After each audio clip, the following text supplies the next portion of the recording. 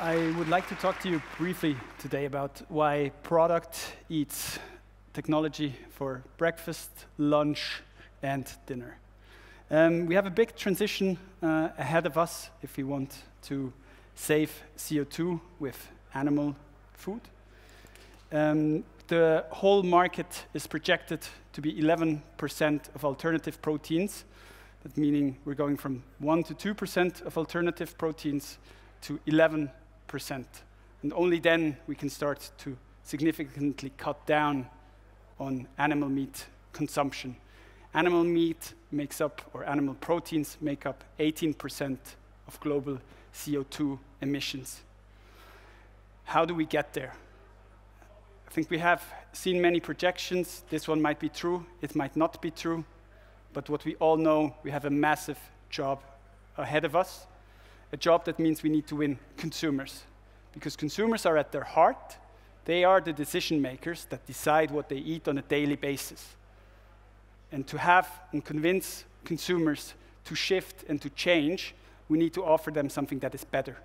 Not something that is like, not something that is similar, not something that is cool or that is pretty, but that is better. And this needs to be better in every dimension, be that taste, price, environment, or very importantly, consumer health. Because consumers get more and more educated. And as consumers get more educated, they become very mindful of what they eat. We become very high functioning. We used to go to work from maybe 8 till 6. Today, we deliver, I'm sure all of you deliver a lot of power throughout the day. We have athletes, where athletes used to smoke in changing rooms 30, 40 years ago. They're analyzing every bit of protein that they eat.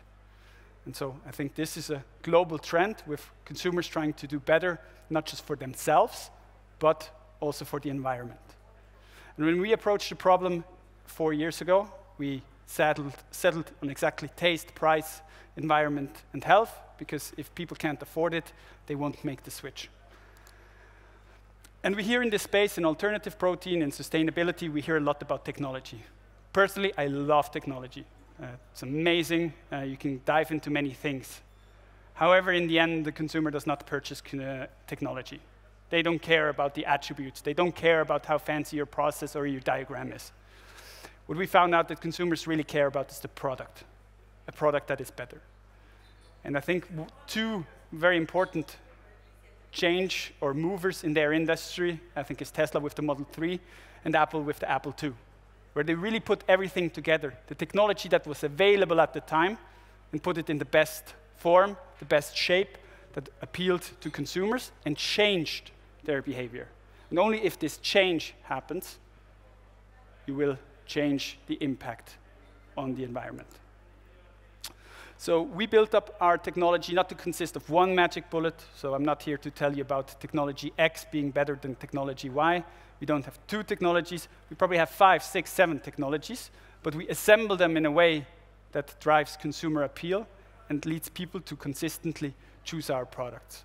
But as we get the question what we're doing, we do structure plant proteins in the first place. So we take peas, sunflower, oat, rice, soy, whatever it is. We put it into a scaffold, which is essentially a mussel.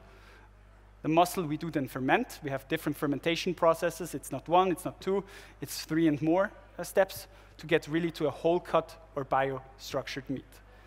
And the consumer and the market we have in mind for our product, it is a consumer that is starting their meat reduction journey. What we did was we looked at, like, when you start, you're a meat eater, you love meat, you don't think about anything.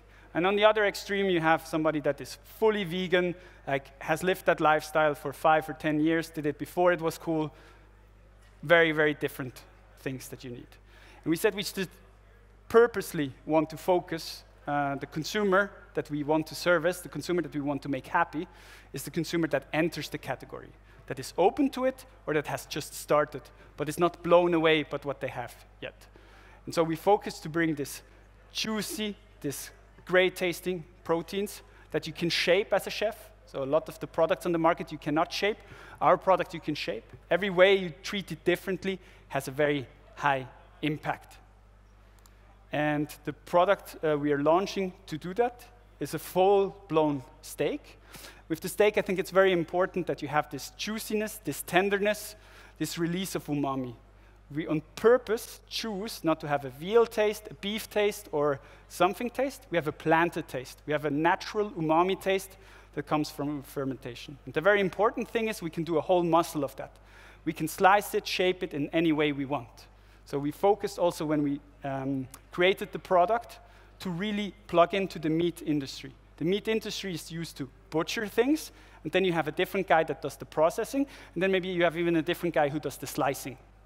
And so we want to plug in ideally into that landscape, offer a full whole-cut muscle that you then can slice based on, and marinate based on taste and whatever shape and product you want. So ultimately, taste, texture, and health that matters to consumers. Of course, there are many consumers who, for the environment, have the intention to do so, but to consistently change, you need to get this right. And the point about versatility, which I think is very important if you develop a product, if you have a product that is for a niche that is very specific, you service probably in a given market like Switzerland, which is a rather small market, you service a very, very small niche. So we focus with, when we develop products, that they have a versatility.